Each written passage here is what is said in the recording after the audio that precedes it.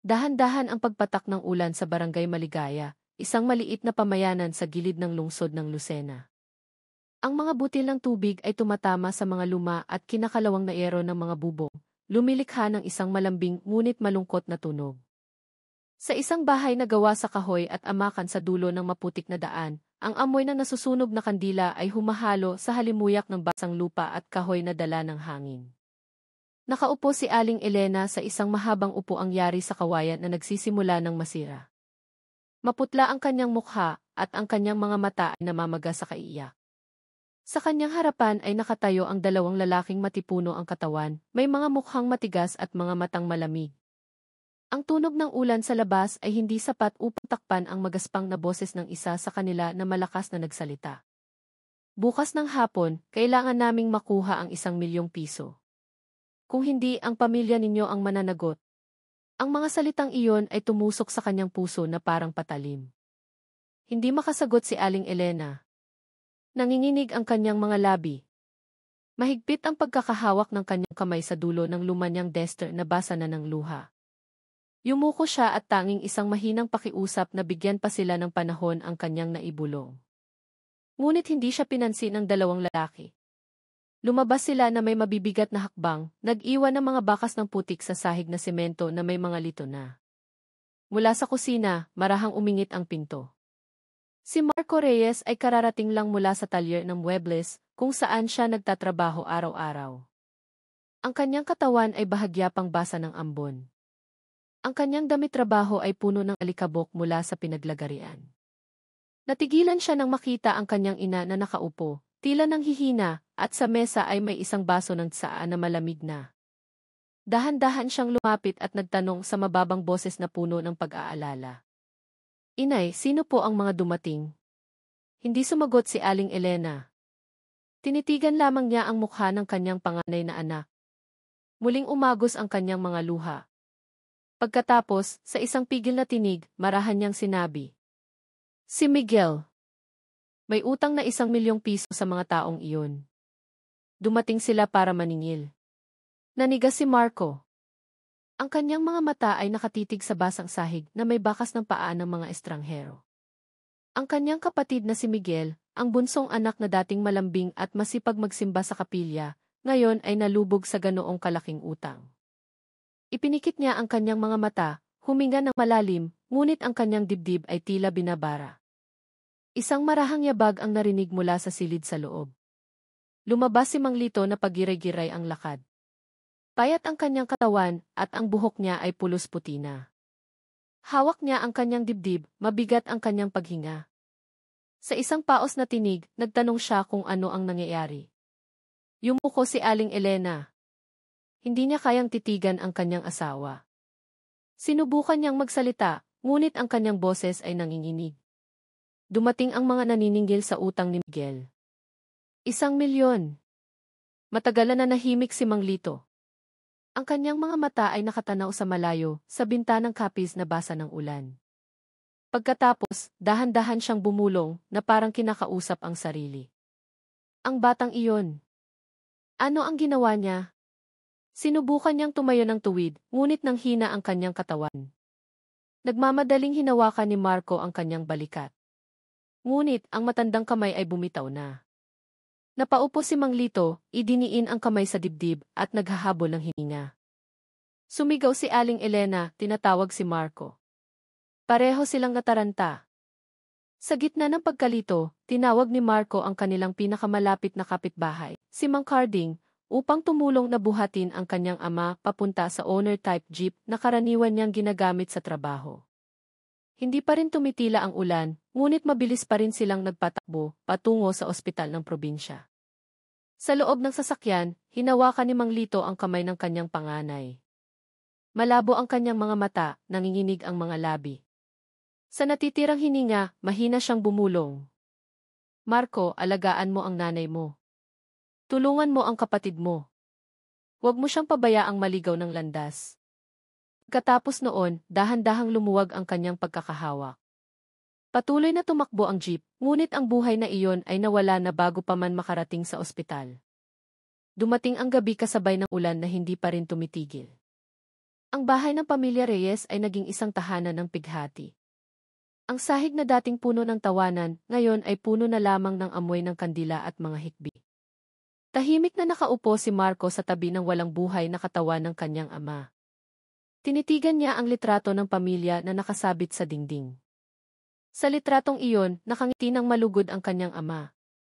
Nakatayo ang kanyang ina sa tabi nito.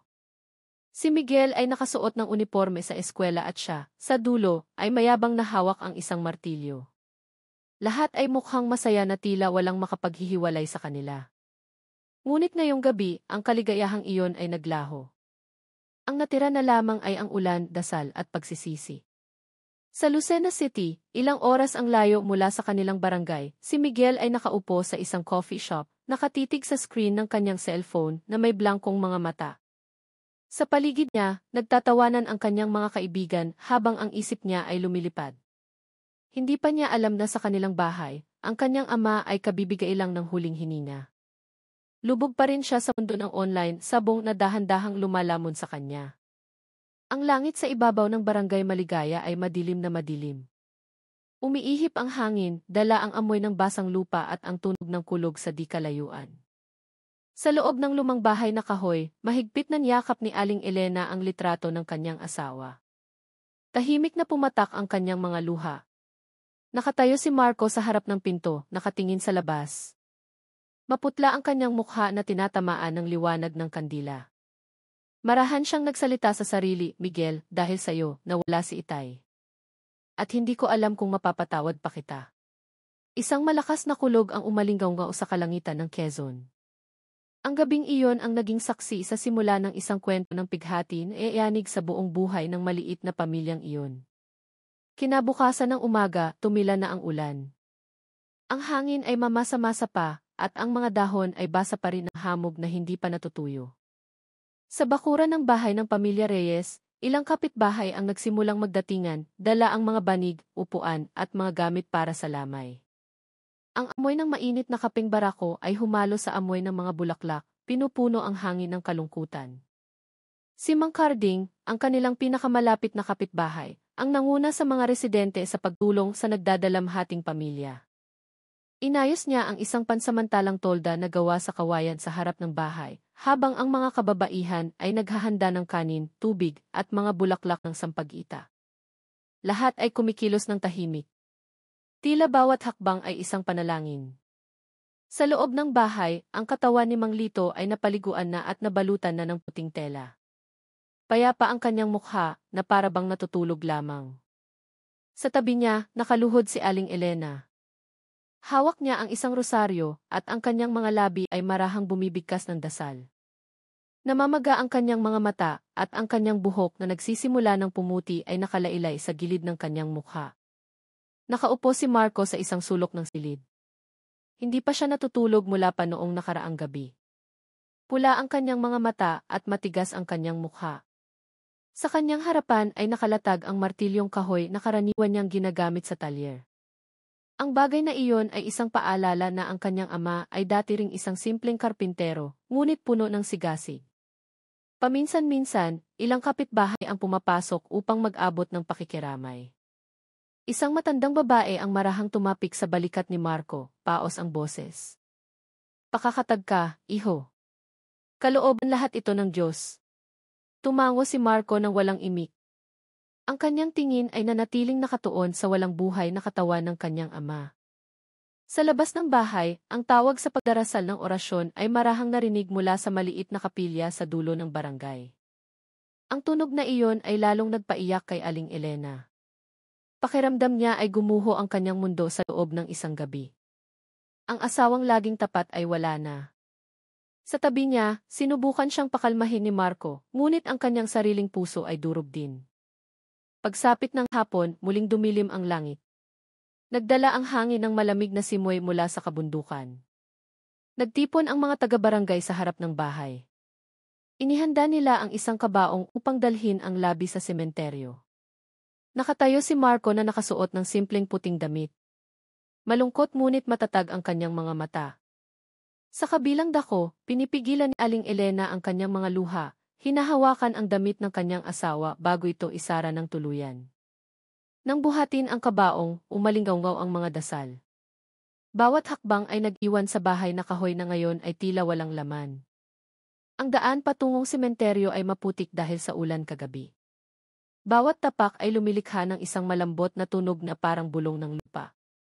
Sa sementeryo ng barangay, nakatayo ang mga tao sa isang bilog. Marahang umihip ang hangin. Yumuko si Marco. Nanginginig ang kanyang kamay nang ihagis niya ang huling dakot ng lupa. Marahan siyang bumulong sa kanyang puso.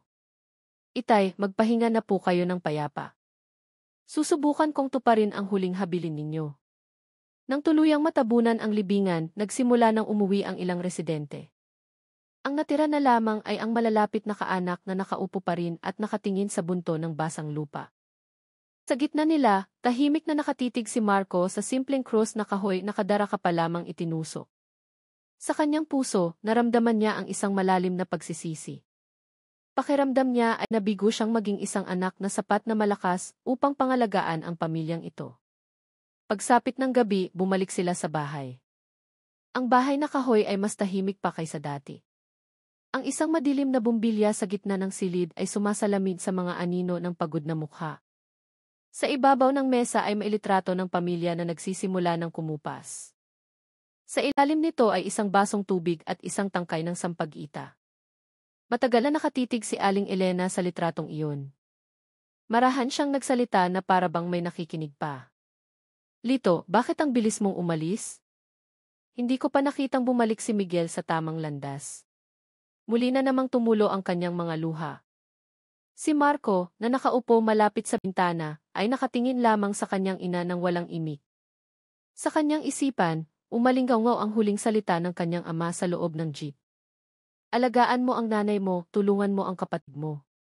Paulit-ulit ang mga salitang iyon hanggang sa maging isang mabigat na pasanin sa kanyang dibdib. Nang gabing iyon, hindi nakatulog si Marco. Sa labas, umulan na naman, pumapatak sa yero na may mabagal na ritmo tulad ng tunog ng malayong mga yapak. Nakatayo siya sa harap ng bintana, nakatingin sa maliit na daan sa harap ng bahay.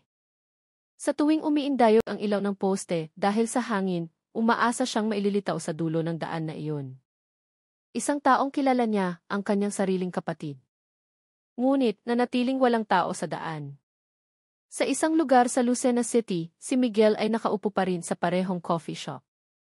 Napansin lamang niya na naubos na ang baterya ng kanyang cellphone at maraming hindi nasagot na tawag mula sa kanyang kuya. Huminga siya ng malalim, tinatamad na tumawag pabalik. Sa kanyang isipan, tiyak na gusto lang siyang pangaralan ni Marco. Hindi niya alam na sa parehong sandali sa lumang bahay na kahoy sa Maligaya, isang pasyam ang inaalay para sa kanyang ama. Kinabukasan, ang kalungkutan ay bumabalot pa rin sa barangay. Sa harap ng bahay ng pamilya Reyes, ang mga puting bulaklak ay nagsisimula ng malanta at ang kandilang sinindihan kahapon ay abo na lamang. Nakaupo si Aling Elena sa beranda, nakatingin sa kulay abong langit. Sa kanyang puso, tinatawag niya ang pangalan ng kanyang asawa, na para bang umaasang dadalhin ng hangin ang kanyang mensahe sa kabilang buhay. Lumabas si Marco mula sa silid, dala ang isang pitsa ng tubig at 2 tasa. Umupo siya sa tabi ng kanyang ina, nagsalin ng mainit na tsaa. Ang singaw nito ay dahan-dahang umakyat, nagpapainit sa mamasa-masang hangin ng umaga. Sinubukan niyang humiti kahit na ang kanyang puso ay naninigas sa sakit. Inay, kailangan nating magpakatatag. Gusto ni Itay na makita tayong magkasama pa rin. Marahang tumango si Aling Elena. Ang kanyang mga mata ay nakatanaw sa malayo, sa mga palaya na nagsisimula ng muling luntian pagkatapos ng ulan. Sa kanyang mahinang bulong, iisa lamang ang kanyang hiling, sana ay umuwi na si Miguel. Hindi niya alam na ang pag-uwi ng kanyang bunsong anak ay magbubukas lamang ng mas malalim na sugat. Sa ikatlong araw mula nang pumanaw si Mang Lito, ang langit sa barangay Maligaya ay kulay abo. Marahang umiihip ang hangin mula sa mga palayan, dala ang amoy ng basang lupa at mga bulaklak ng kalatsotsi na nagsisimula ng malanta sa harap ng bahay ng pamilya Reyes. Ang bahay na kahoy ay puno pa rin ng kalungkutan.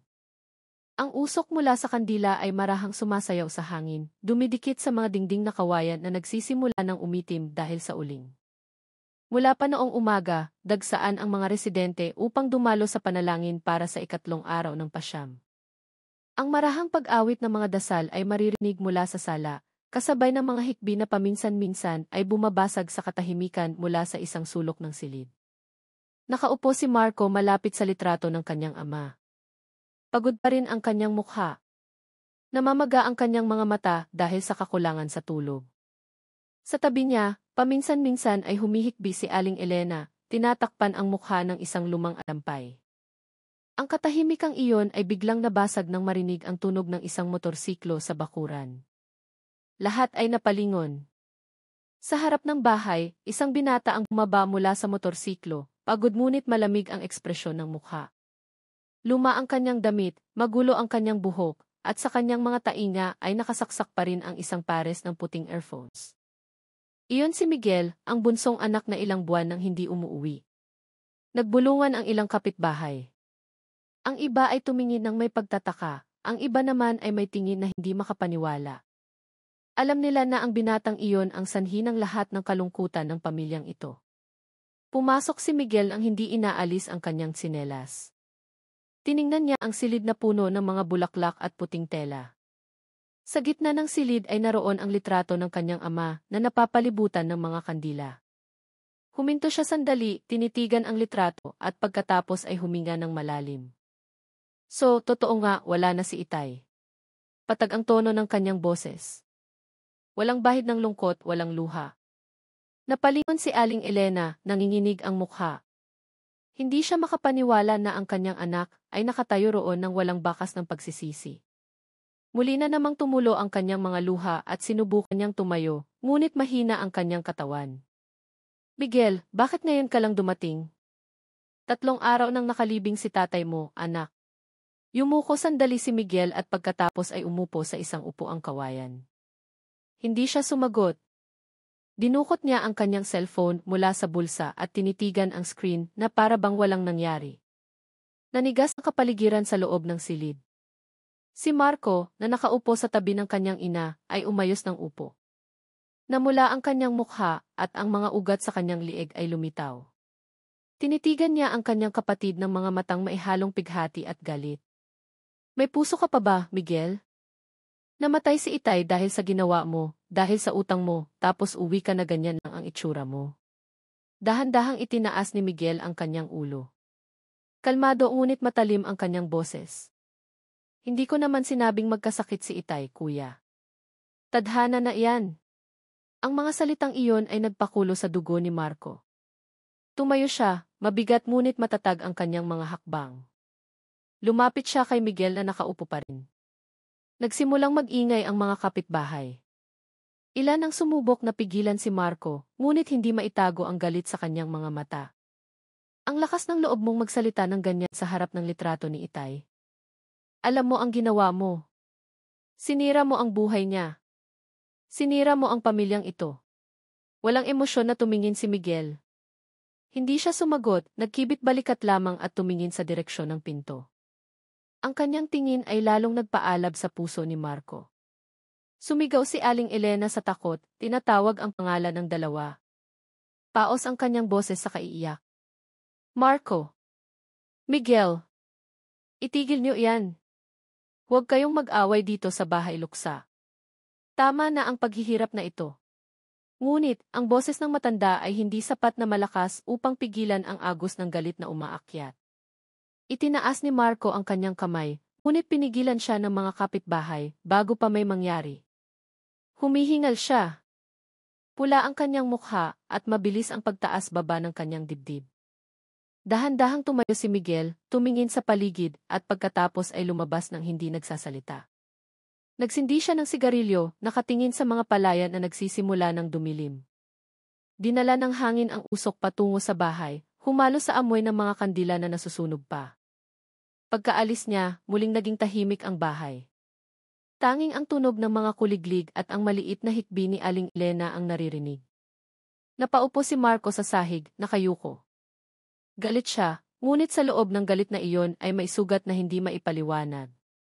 Habang lumalalim ang gabi, nakahiga si Aling Elena sa kanyang silid, dilat ang mga mata.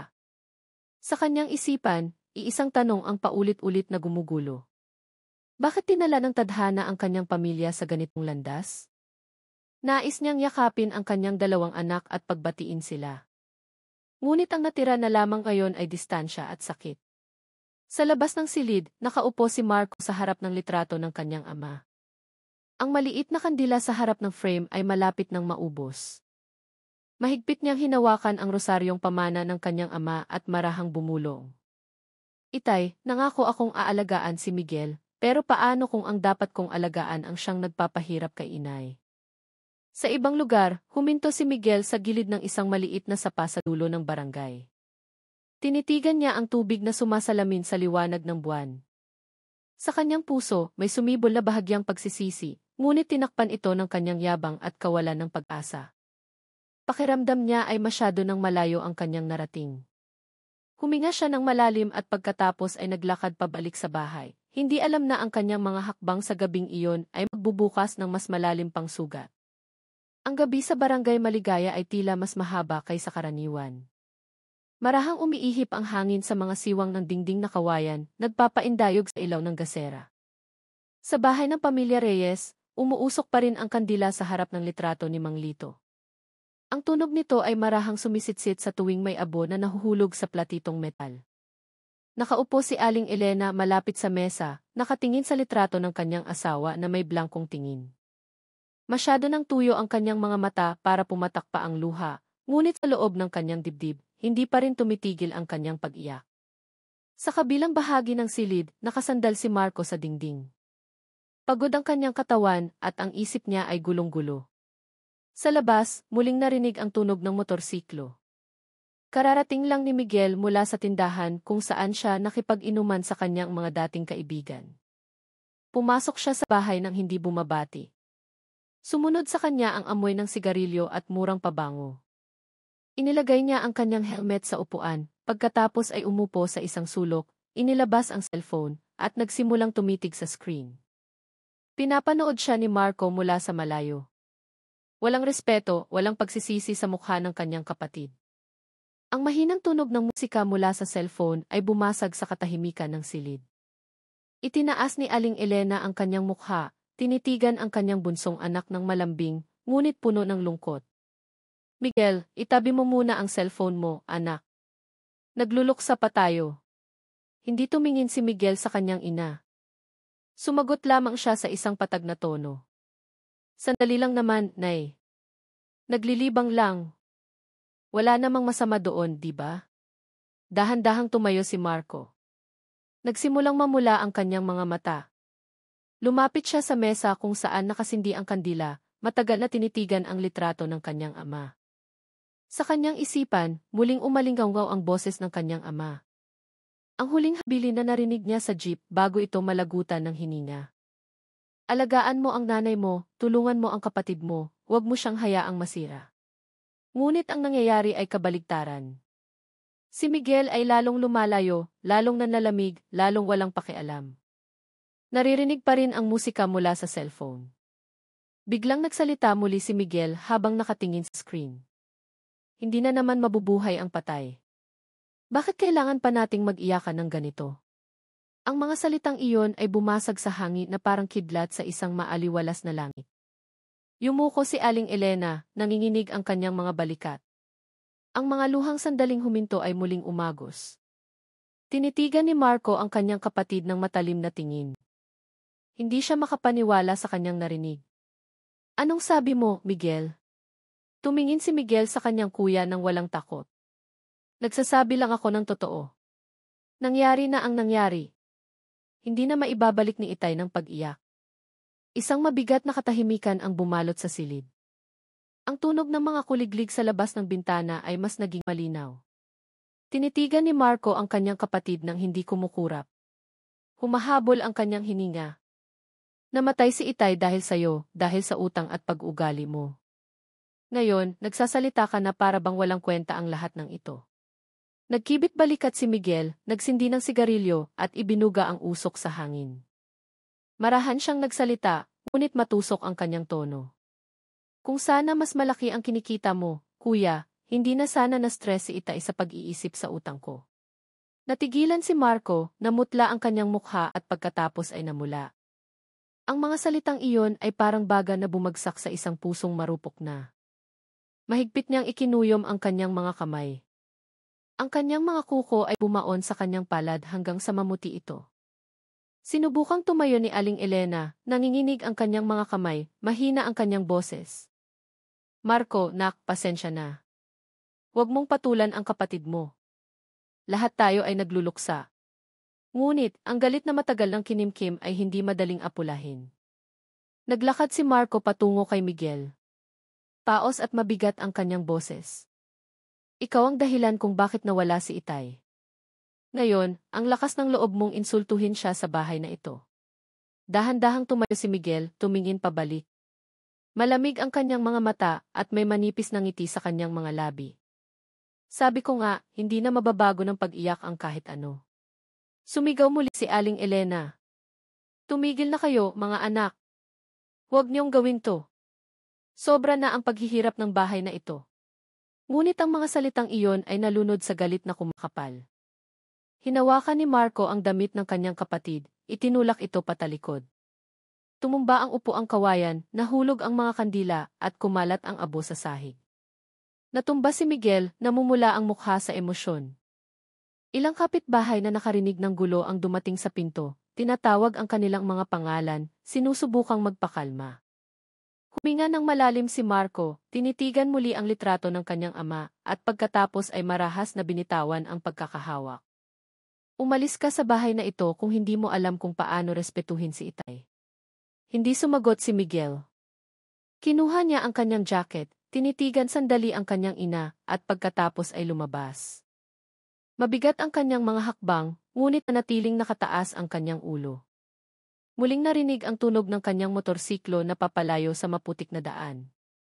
Nang mawala ang tunog na iyon, bumalik ang katahimikan. Paupo si Aling Elena sa sahig, tinatakpan ng mga kamay ang kanyang mukha. Nanigas si Marco sa gitna ng silid. Mabigat ang kanyang hininga. Ang kanyang puso ay tila nasusunog sa galit at pagsisisi. Ang kandila sa harap ng litrato ni Mang Lito ay namatay dahil sa hangin. Tanging isang manipis na usok ang natirang umakyat sa kisame, tulad ng isang dasal na nawala ng direksyon. Nang gabing iyon, hindi natulog si Marco. Nakaupo siya sa beranda, pinagmamasdan ang manipis na ulan na muling bumagsak. Sa kanyang puso, naglalaban ang pakiramdam ng pagkakasala at galit na hindi mapaghiwalay. Alam niyang mali ang mga salita ni Miguel, ngunit alam din niya na ang puot ay lalo lamang nagpapalalim ng sugat. Ngunit sa gabing iyon, sa ilalim ng madilim na langit ng maligaya, hindi na niya makilala ang pagkakaiba ng pag-ibig at paghihiganti. Kinabukasan, ang araw ay tinakpan ng makakapal na ulap. Ang hangin ay mabigat at mamasa-masa. Sa bakuran ng pamilya Reyes, ang mga nalantang bulaklak ng kalachochi mula sa pasyam kagabi ay nagkalat pa rin. Ang ilan ay tuyo na, ang ilan ay nakadikit sa basang lupa. Dala ng hangin ang amoy ng lupa na may halong abo ng kandila na hindi pa tuluyang namamatay. Maagang gumising si Marco. Nakaupo siya sa harap ng bahay, nakatingin sa maliit na daan na nasa harap ng bakod na kawayan. Malungkot ang kanyang mga mata, matigas ang kanyang mukha. Mula pa noong nakaraang gabi, hindi pa rin mapakali ang kanyang puso. Sa tuwing naaalala niya ang malamig na mukha ni Miguel at ang mga salitang tumusok sa kanya, muling sumisikip ang kanyang dibdib. Sa loob ng bahay, sinusubukang maghanda ni Aling Elena ng simpleng almusal, ngunit nanginginig ang kanyang mga kamay. Alam niyang nasa bingit ng panganib ang kanyang dalawang anak. Nagdarasal ang kanyang puso na sana ay walang masamang mangyari sa araw na iyon. Pagsapit ng tanghali, muling narinig ang tunog ng motorsiklo. Umuwi si Miguel na may parehong ekspresyon tulad kahapon.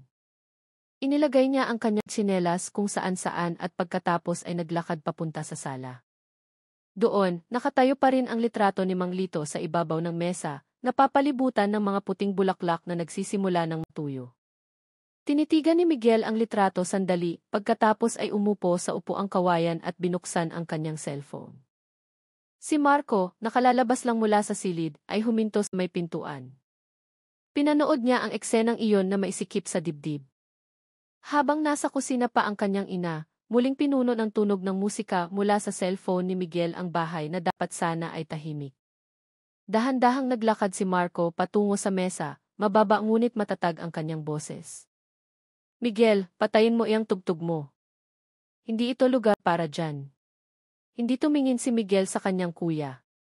Sumagot lamang siya habang nakatingin sa screen. Kailangan ko ng libangan, kuya. Masyado nang mabigat ang buhay para laging umiyak. Nakatayo ng tuwid si Marco, nakakuyom ang mga kamao.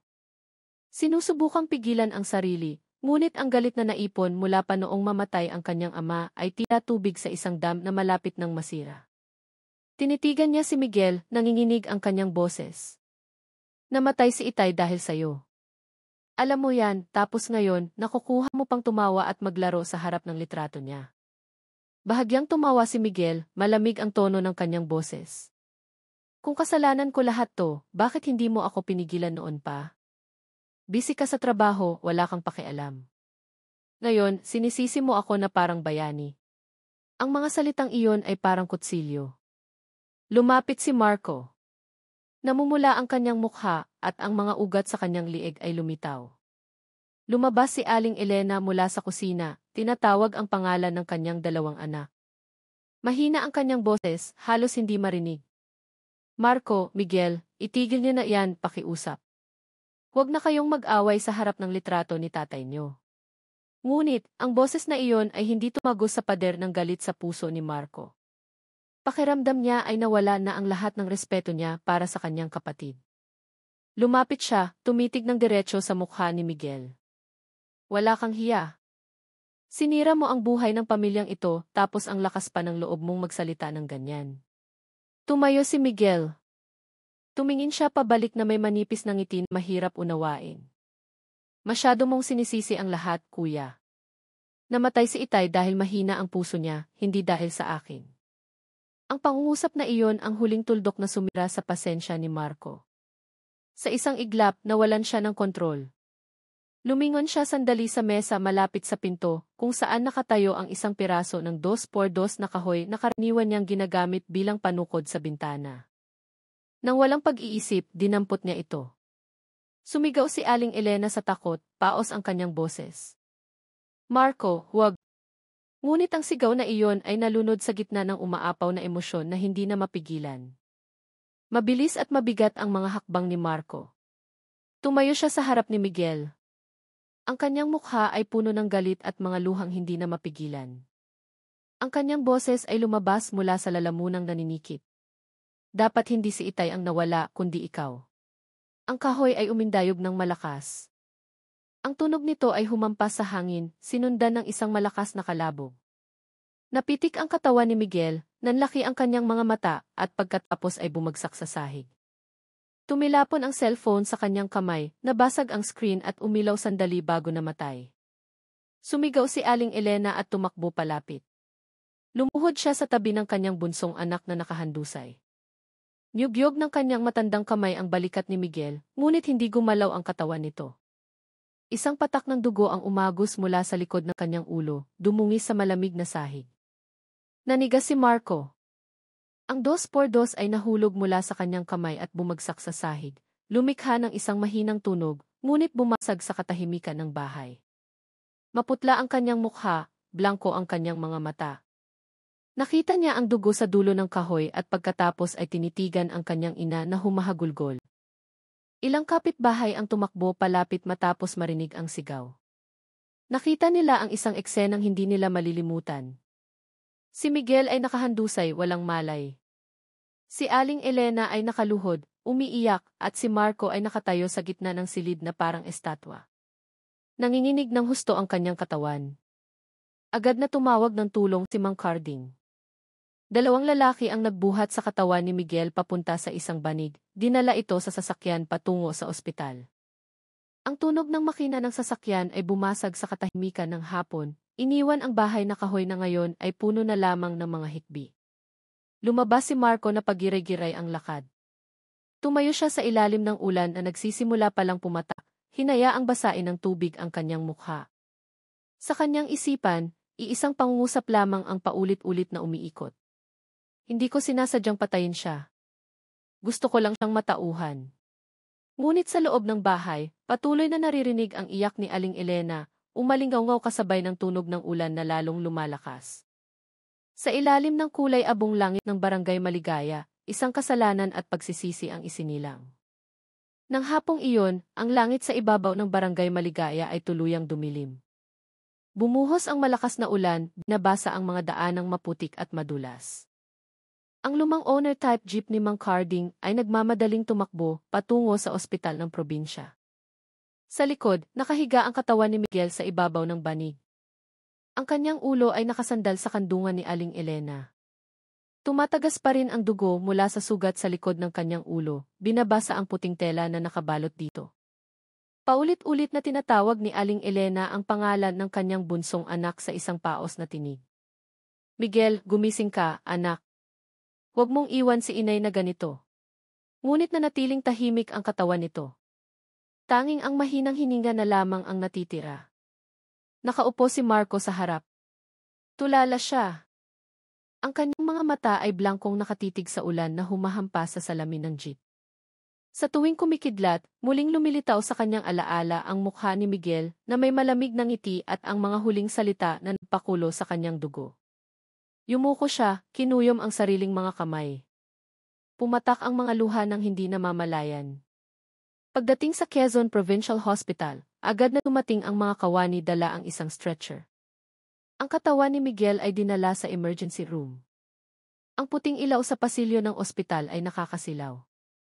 Sumunod si Aling Elena mula sa likod na pagiray-giray ang lakad. Samantala, naiwan si Marco sa harap ng pinto. Nanghina ang kanyang katawan na para bang wala ng lakas para humakbang pa. Narinig niya ang mga yapak ng doktor, ang tunog ng mga kagamitang medikal, at ang mga bulungan ng abalang mga nurse. Sa gitna ng mga tunog na iyon ay ang iyak ni Aling Elena na unti-unting humihina, lumalayo hanggang sa tuluyang lamunin ng mahabang pasilyo ng ospital. Naglakad si Marco patungo sa isang upuan sa waiting area at umupo. Tinakpan niya ang kanyang mukha.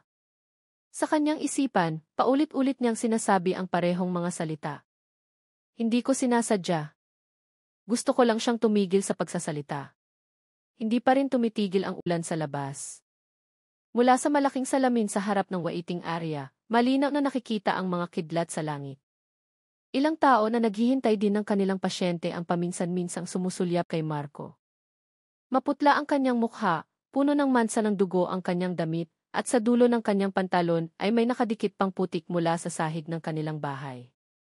Ilang oras ang lumipas, ngunit walang balita mula sa emergency room.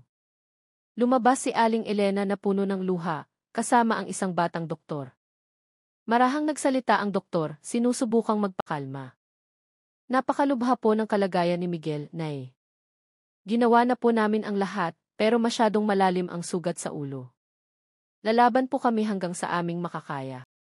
Walang emosyon na tumingin si Aling Elena at pagkatapos ay yumuko. Nanginginig ang kanyang mga kamay. Tumingin siya kay Marco na nakaupo sa silya. Tumingin pabalik si Marco, ngunit walang salitang lumabas, tanging isang tingin na puno ng pagkakasala. Habang lumalalim ang gabi, dahan-dahang tumila ang ulan sa labas ng ospital, nag-iwan ng manipis na hamog sa bakuran. Nakaupo pa rin si Marco sa parehong lugar. Tinitigan niya ang kanyang mga kamay na nanginginig, na para bang ngayon lang niya napagtanto kung gaano kabigat ang kasalanang kanyang nagawa. Gusto niyang pumasok para tingnan ang kanyang kapatid, ngunit hindi niya maihakbang ang kanyang mga paa. Hindi nagtagal, narinig ang tunog ng sirena mula sa malayo. Isang mobile ng pulis ang huminto sa bakuran ng ospital. 2 opisyal ang bumaba at nakipag-usap sa nurse sa front desk. Isa sa kanila ay lumingon kay Marco. Kayo po ba si Marco Reyes? Tanong ng isa sa mga opisyal sa isang kalmado, ngunit matatag na tono. Tumango lamang si Marco. Nakatanggap kami ng ulat tungkol sa away pamilya sa Barangay Maligaya. Kailangan naming marinig ang inyong paliwanag. Si Aling Elena na nakatayo pa malapit sa pinto ng silid ay sinubukang lumapit. Nagmakaawa siya sa mga opisyal na bigyan sila ng oras. Parang awa niyo na, hayaan niyo munang maghintay ang anak ko ng balita tungkol sa kapatid niya. Ngunit ang batas ay batas. Marahang nagsalita ang isang opisyal. Hindi po namin siya ilalayo, gusto lang naming makuha ang kanyang salaysay. Tumingin si Marco sa kanyang ina at pagkatapos ay tumayo. Naglakad siya ng marahan, tinitigan ang silid kung saan ginagamot si Miguel sa huling pagkakataon bago sumunod sa mga opisyal. Sa kanyang puso, nagdasal siya na sana ay maligtas ang kanyang kapatid, na sana ay hindi matapos ang lahat sa gabing iyon. Ngunit, sa loob ng silid, ang heart monitor ay nagsimulang tumunog ng hindi regular. Tumakbo papasok ang doktor at mga nurse, nagbibigay ng tulong. Muling sumigaw si Aling Elena, halos matumba ang kanyang katawan. Ang sigaw na iyon ay nagpahinto sa mga hakbang ni Marco sa pasilyo. Lumingon siya, gustong tumakbo pabalik, ngunit pinigilan siya ng mga opisyal. Maghintay muna kayo rito, sabi nila ng malumanay. Nakatayo si Marco sa gitna ng mahabang pasilyo ng ospital. Ang ilaw ng fluorescent sa itaas niya ay nanginginig dahil sa hangin mula sa bentilador. Sa katahimikan, tinitigan niya ang puting pader na tila malamig. Malinaw na naaninag sa kanyang isipan ang mukha ni Miguel. At sa unang pagkakataon mula nang mangyari iyon, lumuhod siya, tinakpan ang mukha ng dalawang kamay at humagulgol. Makalipas ang isang oras, lumabas ang doktor mula sa silid, malungkot ang kanyang mukha. Si Aling Elena ay hinimatay na sa upuan. Narinig ni Marco ang mahinang boses na iyon mula sa malayo. Alam niya kung ano ang ibig sabihin noon. Ang mundong kilala niya ay gumuho sa isang iglap. Nang dalhin siya ng mga pulis palabas, nagsimula na namang umulan. Sa kalangitan ng gabi sa Lucena, tanging ang tunog ng mga patak na bumabagsak sa bubong at ang iyak na hindi tumitigil ang maririnig. Napakatahimik ng gabi sa ospital. Ang mga ilaw sa pasilyo ay nanatiling maliwanag kahit hating gabi na. Sa loob ng silid, ang katawan ni Miguel ay nakahandusay sa kama. Maputla ang kanyang mukha, mahigpit na nakapikit ang kanyang mga mata. Sa tabi niya, mahinang humihikbi pa rin si Aling Elena. Hawak niya ang damit na inihanda ng nurse. Yumuko na lamang ang doktor. Masyadong malubha ang sugat sa ulo ni Miguel.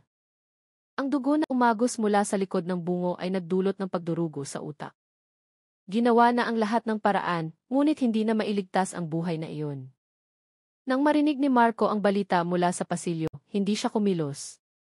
Nanigas ang kanyang katawan. Ang pulis na nakatayo sa tabi niya ay tumingin ng maihabag. Tinitigan ni Marco ang puting sahig ng ospital. Nanginginig ang kanyang bibig ngunit walang boses na lumalabas. Alam niya na mula nang tumama ang palo na iyon, hindi na magiging pareho ang kanyang buhay. Ilang oras pagkatapos, ang labi ni Miguel ay ibinalik sa Barangay Maligaya. Umuulan pa rin nang pumasok ang punerarya sa bakuran ng bahay ng pamilya Reyes. Isa-isang nagsindi ang mga ilaw sa bahay ng mga kapitbahay. Lumabas ang mga tao, ang ilan ay may dalang payong, ang ilan ay nakatayo lamang sa ilalim ng kanilang mga beranda na may malungkot na mukha. Halos hindi makatayo si Aling Elena. Inaalalayan siya ng dalawang kapitbahay na babae. Nang buksan ang kabaong, muli siyang humagulgol. Marahan niyang hinaplos ang mukha ng kanyang bunsong anak. Pumatak ang kanyang mga luha sa puting damit na nakabalot dito. Anak, bakit ang bilis? Kaalis lang ni tatay mo. Ngayon, sumunod ka. Wala nang natira sa akin. Sa labas ng bahay, dalawang sasakyan ng pulis ang huminto sa gilid ng daan. Ang mga asul na ilaw ay dahan-dahang umikot, sumasalamin sa mga sanaw ng tubig ulan. Si Major Berto Cruz, ang opisyal na itinalaga sa kaso, ay bumaba mula sa sasakyan. Kalmado ang kanyang mukha ngunit puno ng pag-iingat. Nagbigay galang siya sa mga residente at pagkatapos ay pumasok sa bahay na kahoy na nababalot pa rin ng amoy ng kandila. Ang silid ay pareho pa rin tulad ng dati. Nakatayo pa rin ang litrato ni Mang Lito sa mesa. Sa ilalim nito ay may mga bulaklak ng sampagita na tuyo na. Sa sahig, may mansang pula na hindi pa tuluyang nawawala. Ang bakas ng dugo na umagos doon. Nagsimulang magtrabaho ang mga opisyal. Kinunan nila ng litrato ang bawat sulok ng silid, kinolekta ang mga ebidensya. Isang piraso ng 2x2 na kahoy ang natagpuang nakahandusay malapit sa dingding. Ang dulo nito ay may kulay kape. May natitira pang dugo na nakadikit. Maingat itong inilagay ng isang opisyal sa isang evidence bag. Itinala ni Major Berto ang lahat ng masinsinan. Pagkatapos ay lumapit siya kay Marco na nakaupo sa isang upuang kawayan malapit sa bintana. Suot pa rin ni Marco ang parehong damit. Pula ang kanyang mga mata at blanko ang kanyang mukha. Ginoong Marco, kailangan naming marinig ang paliwanag mula sa inyo. Totoo po bang kayo ang may hawak ng kahoy na ito nang mangyari ang insidente? Marahang tumango si Marco. Halos hindi marinig ang kanyang boses. Opo, sir. Pero hindi ko po sinasadya. Gusto ko lang siyang tumigil sa pagsasalita. Galit ako. Hindi ko na namalayan. Itinala ng opisyal ang bawat salita. Si Aling Elena na nakarinig mula sa isang sulok ay muling sumigaw. Niyakap niya ang kanyang mga tuhod, iniling ang ulo, na para bang gustong itaboy ang lahat ng mapait na katotohanan. Ang mga residenteng naroroon ay yumuko lamang. Walang nangahas magsalita. Matagal na tinitigan ni Major Berto si Marco. Huminga siya ng malalim at pagkatapos ay marahang nagsalita, naiintindihan namin. Ngunit kailangang umiral ang batas. Ginoong Marco, isasama po namin kayo para sa karagdagang investigasyon sa himpilan ng pulisya. Hindi tumutol si Marco. Dahan-dahan siya tumayo. Mabigat ang kanyang mga paa, ngunit matatag ang kanyang hakbang. Tinitigan niya ang kanyang ina na umiiyak pa rin at pagkatapos ay yumuko ng tahimik. Malamig ang hangin sa labas. Tumila na ang ulan, ngunit madilim pa rin ang langit. Ilang residente ang sumunod sa mga hakbang ni Marco hanggang sa harap ng daan. Nang magsimulang umandar ang sasakyan ng pulis, sumigaw si Aling Elena, tinatawag ang pangalan ng kanyang anak sa isang paos na tinig. Marco, huwag kang umalis. Kailangan ka pa ni inay. Huwag mo akong iwan mag-isa. Ang boses na iyon ay tumagos sa gabi, umalinggaw sa mga puno ng kawayan sa paligid ng barangay. Lumingon si Marco mula sa bintana ng sasakyan. Muli na namang umagos ang kanyang mga luha. Gusto niyang lumabas, gustong yakapin ang kanyang ina, ngunit sarado na ang pinto. Dahan-dahang umandar ang sasakyan, iniwan ang bahay na muling naging tahimik. Sa loob ng sasakyan, nakaupo si Marco sa likod, nakapatong ang mga kamay sa kanyang kandungan, nakayuko. Paminsan-minsan siyang sinusulyapan ng opisyal na nakaupo sa harap mula sa salamin. Walang posa sa kanyang mga kamay dahil hindi siya lumaban, hindi sinubukang tumakas. Para siyang isang taong nawalan na ng direksyon sa buhay. Nang dumaan ang sasakyan sa maliit na tulay sa dulo ng barangay, marahang narinig ang tunog ng agos ng ilog. Sa labas, nagsimulang bumagsak ang hamog, tinatakpan ang mga palaya na nagsisimula palang tumubo. Lahat ay mukhang payapa, ngunit sa puso ni Marco, mayroon lamang isang bagyo na hindi tumitigil. Sa katahimikan, marahan siyang bumulong. Itay, patawarin niyo po ako. Nabigo akong alagaan ang pamilyang ito. Nang gabing iyon, mamasa-masa ang hangin sa Lucena City. Ang himpilan ng pulisya ay nailawan ng madilaw na ilaw. Sa interrogation room, marahang umiikot ang bentilador, lumilikha ng isang mahinang ugong na bumabasag sa katahimikan. Sa ibabaw ng mahabang mesang kahoy, nagkalat ang mga papeles. Ang amoy ng matapang na kape na maihalong amoy ng sigarilyo ay pumupuno sa silid. Nakaupo si Marco sa isang upuang kahoy, magkadaop ang mga kamay sa kanyang kandungan. Pula ang kanyang mga mata, maputla ang kanyang mukha. Hindi pa siya natutulog mula nang mangyari ang insidente. Sa kanyang harapan ay nakaupo si Major Berto Cruz, kasama ang dalawang batang investigador. Hindi sila nagpakita ng matigas na mukha, ngunit ang kanilang mga tingin ay matatag at puno ng atensyon. Nagsimula si Major Berto sa isang mahinang boses. Marco, gusto naming marinig ang buong pangyayari mula sa simula. Magsalaysay ka ng tapat kung ano talaga ang nangyari noong hapong iyon sa inyong bahay. Yumuko si Marco, huminga ng malalim. Sandali siyang nanahimik, na para bang naghahanap ng lakas ng loob upang buksan ang sugat na kadaraka pa lamang sumira sa kanyang buhay. Pagkatapos, nagsimula siyang magsalita sa nanginginig na boses. Mula po nang mamatay si Itay, hindi na ako mapakali. Hindi nagbago si Miguel. Dumating siya sa bahay na walang pagsisisi. Naglalaro pa rin at tumatawa sa harap ng litrato ni Itay. Galit ako pero naaawa rin. Ayaw kong makita ni inay na ganoon siya. Tapos noong hapon na iyon, nang magsalita siya tungkol kay Itay na may malamig na tono, nawala ako sa sarili. Kinuha ko ang kahoy at pagkatapos noon. Wala na akong maalala. Huminto ang kanyang boses. Pumatak ang luha sa mesang kahoy sa kanyang harapan. Naging tahimik ang silid. Tanging ang tunog ng panulat na dahan-dahang nagsusulat sa papel ng ulat ang maririnig. Marahang nagtanong ang isang imbestigador, nagplano ka ba bago pa man nasaktan ang kapatid mo? Yumiling si Marco. Hindi po, sir. Hinding-hindi ko binalak na patayin siya. Gusto ko lang siyang matauhan. Matagal siyang tinitigan ni Major Berto at pagkatapos ay nagsalita sa isang patag na tono. Naiintindihan namin, Marco. Pero sa batas, ang kilos na nagdudulot ng pagkawala ng buhay ay kailangang panagutan. Hindi sumagot si Marco. Tinitigan lamang niya ang sahig na para bang ang mga salitang iyon ay nagpapatibay sa bigat na nararamdaman niya mula pa noong una niyang makitang bumagsak si Miguel. Ilang oras pagkatapos, dumating ang resulta ng medical examination mula sa ospital. Isang opisyal ang nag-abot ng autopsy report kay Major Berto. Nakasulat doon ang sanhi ng pagkamatay ni Miguel. Ang sugat sa likod ng ulo ay nagdulot ng matinding pagdurugo sa utak. Ang sugat ay tugma sa hugis ng dulo ng kahoy na natagpuan sa bahay. Walang ibang senyales ng karahasan. Seryoso ang mukha ni Major Berto habang binabasa ang ulat. Inilagay niya ito sa mesa at pagkatapos ay tinitigan si Marco. Malinaw na ang ulat. Lahat ng ebidensya ay tumuturo sa iisang bagay. Marco, bago namin ipagpatuloy ang proseso, may gusto ka bang sabihin? Dahan-dahang itinaas ni Marco ang kanyang mukha. Puno ng luha ang kanyang mga mata. Alam ko pong nagkasala ako, pero nakikiusap po ako, hayaan niyo muna akong makita si inay. Gusto kong humingi ng tawad sa kanya. Natatakot akong hindi niya kayanin. Tinitigan siya sandali ni Major Berto at pagkatapos ay tumango. Aayusin namin ang pagkikitang iyon mamaya.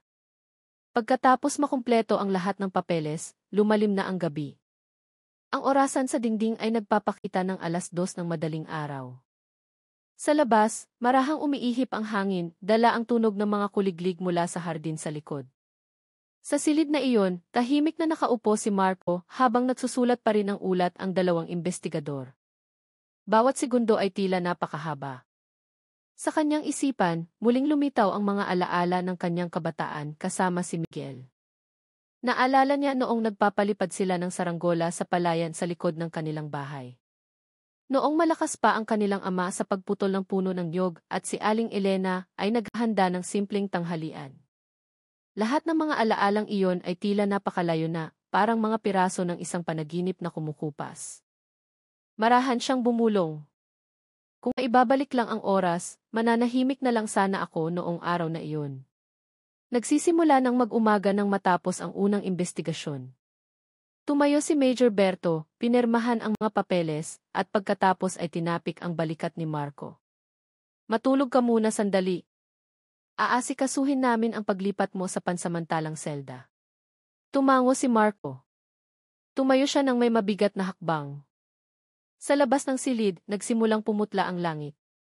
Mula sa maliit na bintana, ang unang liwanag ay tumago sa alikabok, lumilikha ng mahabang anino sa sahig ng pasilyo. Nang dalhin siya ng 2 opisyal sa harap ng bakuran, nagsimulang humuni ang mga ibon mula sa puno ng mangga sa harap ng himpilan. Malamig ang hangin ng umaga, ngunit para kay Marco, ang lamig na iyon ay hindi sapat upang pakalmahin ang kanyang puso. Tumingin siya sa langit na nagsisimula ng lumiwanag at bumulong sa kanyang puso. Miguel, patawarin mo ako. Sinira ko na ang buhay nating lahat. Nang umagang iyon, ang barangay Maligaya ay binalot ng makapal na hamog. Ang tunog ng mga tandang ay maririnig mula sa malayo, ngunit ang bahay ng pamilya Reyes ay nanatiling nakasara. Sa loob, ang amoy ng kandila at bulaklak ng ilang-ilang ay pumupuno pa rin sa hangin. Ang mesa kung saan nakalagay ang litrato ni Mang Lito ay mayroon ng 2 frame. Isa para sa ama, at isa para kay Miguel, ang bunsong anak na kadaraka pa lamang inilibing kagabi. Nakaupo si Aling Elena sa sahig, ang kanyang katawan ay nakasandal sa dingding na kawayan. Magulo ang kanyang buhok, namamaga ang kanyang mga mata. 2 araw na siyang halos hindi kumakain. Sa kanyang kandungan ay may isang puting panyo na walang tigil niyang kinukuyom. Sa kanyang harapan, ang 2 litrato ay magkatabing nakatayo na para bang nagtitinginan sa katahimikan. Ilang kapitbahay ang dumating ng umagang iyon upang magsindi ng kandila at maghanda ng simpleng almusal. Marahan silang nagsasalita, yumuyuko sa tuwing dumadaan sa sala. Walang nangahas na hawakan si Aling Elena dahil alam ng lahat na masyado nang marupok ang puso ng babae. Si Mang Carding, ang pinakamalapit na kapitbahay, ay nakaupo sa beranda kasama ang dalawang opisyal ng barangay. May dala silang sulat mula sa pulisya. Ang sulat ay naglalaman ng opisyal na abiso na si Marco Reyes ay nakakulong para sa karagdagang investigasyon sa kasong ikinamatay ng kanyang kapatid. Matagal na tinitigan ni Mang Carding ang papel bago pumasok sa bahay. Tinawag niya si Aling Elena sa isang mababang boses. Aling Elena, ito po galing sa pulisya. Pinapaabot po sa inyo. Dahan-dahang itinaas ni Aling Elena ang kanyang mukha. Nanginginig ang kanyang mga kamay nang tanggapin ang papel. Ang mga titik sa ibabaw ng sulat ay malabo dahil sa kanyang mga luhang mata. Hindi niya talaga binasa, tiningnan lamang niya ang pangalan ng kanyang anak na nakasulat sa unang linya at ang salitang I nakakulong I sa huling bahagi. Isinara niya ang sulat, inilagay sa kanyang kandungan at pagkatapos ay tinitigan ang dalawang litrato sa kanyang harapan. Mahina ang kanyang boses, halos isang bulong. Ngayon, wala na kayong dalawa dito. Walang laman na ang bahay na ito. Mag-isa na lang ako. Muli siyang humagulgol. Niyakap niya ang kanyang mga tuhod, niyugyog ang sariling katawan. Ang mga kapitbahay ay yumuko lamang. Ilang kababaihan ang sumubok na pakalmahin siya, ngunit tumanggi si Aling Elena na magpahawak. Sa labas ng bahay, dinala ng hangin ang mga tuyong dahon. Kulay abo pa rin ang langit na tila nakikidalamhati. Ang mga bata sa barangay na dumadaan ay humihinto sandali, tinitingnan ang bahay na maihalong takot at awa. Alam ng lahat ang kwento ng pamilya Reyes at bawat taong dumadaan sa bahay na iyon ay yumuyuko na. Pagsapit ng tanghali, isang batang opisyal ang dumating, dala ang isang mensahe mula kay Major Berto. Nagbigay galang siya at pagkatapos ay maingat na nagsalita. Nay, may bilin po si Marco. Humihingi po siya ng tawad sa lahat ng nangyari. Umaasa po siyang mapapatawad ninyo siya kahit kaunti. Matagal na nahimik si Aling Elena. Tinitigan niya ang batang opisyal na may blangkong mga mata. Pagkatapos, dahan-dahang gumalaw ang kanyang mga labi. Paano ako makakapagpatawad, iho? 2 anak ang nawala sa akin ng sabay. Ang isa nasa lupa, ang isa nasa likod ng rehas. Ano pa ang aalagaan ko? Hindi sumagot ang opisyal. Yumuko siya at pagkatapos ay nagpaalam. Pagkatapos noon, dahan-dahang naglakad si Aling Elena patungo sa maliit na altar sa sala. Muli siyang nagsindi ng 2 kandila na namatay na at pagkatapos ay lumuhod. Ang manipis na usok ay umakyat sa kisame, dahan-dahang umiikot. Sa kanyang katahimikan, nagdasal si Aling Elena. Halos hindi marinig ang kanyang boses, ngunit bawat salita ay naglalaman ng matinding pighati. Panginoon, kung ito ay pagsubok, palakasin niyo po ako. Huwag niyo po akong hayaang mamatay bago ko muling mayakap si Marco. Pagsapit ng hapon, umambon. Muling naging tahimik ang maliit na bahay. Isa-isang umuwi ang mga kapitbahay matapos tiyakin na kumain si Aling Elena ng kaunting lugaw. Sa loob ng bahay, tanging ang tunog ng ulan na pumapatak sa yero at ang malambing na huni ng mga kuliglig mula sa labas ang maririnig. Naglakad si Aling Elena patungo sa silid ni Marco. Sa ibabaw ng mesa, naroon pa rin ang kanyang mga gamit sa pagkakarpintero at ilang piraso ng kahoy na hindi pa niya nabubuo. Umupo siya sa upuang iyon, hinaplos ang ibabaw ng mesa ng kanyang mga daliri at marahang bumulong. Marco, anak pa rin kita. Ano man ang mangyari, hihintayin pa rin kitang umuwi. Sa labas, lalong dumilim ang langit. Ang ilaw ng gasera ay madilim. Ang liwanag nito ay sumasayaw sa dingding na kawayan. Ang 2 litrato sa sala ay tila sumasalamin sa anino ni Aling Elena na nag-iisa. Ang bahay na iyon ay hindi na puno ng tawanan, tanging dasal at luha na lamang ang pumapatak bawat gabi. Dahan-dahang lumipas ang mga araw sa pansamantalang selda ng Quezon Provincial Jail. Ang sikat ng araw sa umaga ay tumatago sa maliit na rehas sa dingding, tumatama sa mamasa-masang sementadong sahig. Sa isang sulok ng silid, nakaupo si Marco na nakasandal sa pader, pinagmamasdan ang liwanag na iyon na may blangkong tingin. Nagsisimula ng humaba ang kanyang buhok, at may manipis na balbas na tumutubo sa kanyang baba. Mula pa noong unang araw na siya ay kulong, bihira siyang magsalita, sumasagot lamang kung kinakailangan. Gabi-gabi hindi siya makatulog. Sa kanyang isipan, paulit-ulit na tumutunog ang tunog ng kahoy na humampas, ang sigaw ng kanyang ina, at ang nagulat na mukha ni Miguel bago bumagsak ang katawan nito. Habang sinusubukan niyang kalimutan, lalong lumilinaw ang mga tunog na iyon sa kanyang ulo. Tinatakpan niya ang kanyang mga tainga, ngunit nananatili ang alaala roon na parang isang hindi nakikitang parusa. Ilang beses na dumating si Major Berto upang ipagpatuloy ang investigasyon. Ngunit ngayon, iba na ang tono ng kanyang boses, mas malumanay, mas makatao. Alam niyang hindi masamang tao si Marco. Biktima lamang siya ng galit na hindi nakontrol. Marco, sabi ng hepe isang umaga, kailangang umiral ang batas, ngunit ang pinakamahalaga ngayon ay ang iyong puso. Huwag mong hayaang masira ang iyong sarili bago pa man magpasya ang korte. Tinitigan ni Marco ang pulis na may malungkot na mga mata. Marahan siyang tumango, ngunit sa loob niya, may isang bagay na nasira na at hindi na maibabalik. Pagkatapos ng investigasyon, ibinalik siya sa selda. Sa maliit na mesa malapit sa kama, nagsulat siya sa isang piraso ng papel na ibinigay ng isang opisyal. Nanginginig ang kanyang sulat, hindi maayos, ngunit bawat salita ay galing sa puso. Nay, patawarin niyo po ako. Hindi ko po alam ang nangyari sa akin noong araw na iyon. Gusto kong protektahan ang pamilya, pero ako pa ang sumira sa lahat. Gusto kong mabuhay kayo, maging malusog, dahil kung mawawala kayo, wala na akong dahilan para manatili. Nangako ang opisyal na tumanggap ng sulat na ipapadala ito sa bahay ni Aling Elena sa Barangay Maligaya. 2 araw pagkatapos, dumating ang sulat. Nang umagang iyon, dumating si Mang Carding dala ang isang brown na sobre. Nakaupo si Aling Elena sa beranda, hiniling na basahin ito para sa kanya dahil masyado nang malabo ang kanyang mga mata para makita ang maliliit na letra. Nanginginig ang boses ni Mang Carding habang binabasa ang bawat pangungusap mula sa anak na ngayon ay nasa likod ng rehas. Bawat salita ay nagpayanig sa mga balikat ni Aling Elena. Tinakpan niya ang kanyang mukha ng isang tela, umiiyak ng tahimik. Pagkatapos basahin ang sulat, niyakap niya ang sobre at inilagay sa kanyang dibdib. Marco, anak, matagal na kitang pinatawad. Hindi ko kayang magalit sa sarili kong dugo. Ang hiling ko lang ay isa, magpakatatag ka hanggang sa muli tayong magkita. Pagsapit ng hapon, naglakad si Aling Elena papunta sa maliit na kapilya sa dulo ng barangay. Mabagal ang kanyang mga hakbang at ang kanyang katawan ay tila mas mahina kaysa dati. Sa loob ng kapilya, umupo siya sa pinakalikod na sulok, nagdarasal sa isang mahinang boses.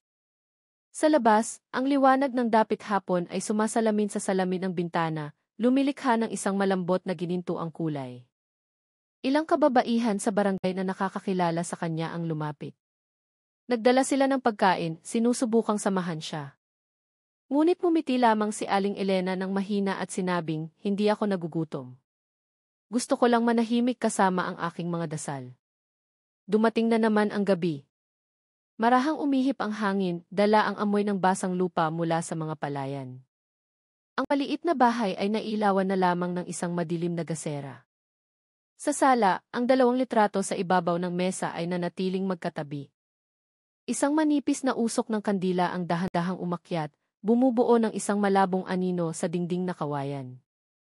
Nakaupo si Aling Elena sa harap nito, binabasa muli ang sulat ni Marco bago ipikit ang mga mata. Inilarawan niya sa isipan ang kanyang anak na nakaupo sa isang masikip na silid, nakatingin sa parehong langit. Nais niyang maniwala na ang dasal ng isang ina ay kaya pa ring tumago sa mga pader, nagpapakalma sa isang pusong nakakulong sa pagsisisi. Sa parehong oras sa selda, tinitigan ni Marco ang buwan mula sa isang maliit na siwang sa kisam.